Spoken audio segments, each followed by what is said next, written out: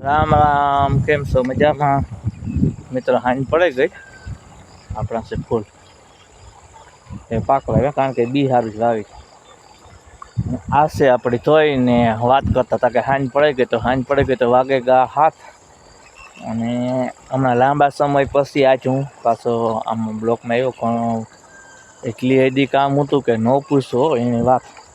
ત્યાં ખાતર કાઢ્યું અને કીક ને કીક નવા કામ નીકળતા જ આડાનું જવાનું આન તેન ઓલું થતું.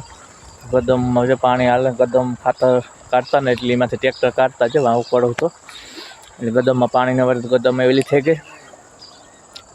અહીં પણ એવું ગદમનો કાઢવાનું ટાણું આવે ગયું.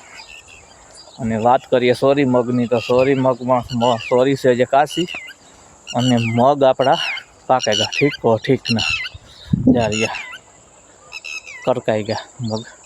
આગમની એ સોરી છે, તો એવું કંઈક હાલે.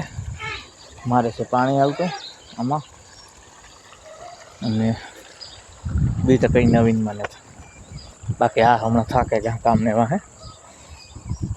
જો મગમાં ખાતા કંઈ કરવું જ નથી પડ્યું, દવા કે ખાતર કે કંઈ નહીં થયા મગતા એ વટાઈ જઈને હાથમાં ભગવાનની ભલાઈ સોરીમાં જ દવા છાંટવી પડી. મગમાં આપણી 22 તારીખે 2 મહિના પૂરા થાય, પણ 22 તારીખે આવી છે ને તો વટાઈ જાય. હાલો તો આવજો.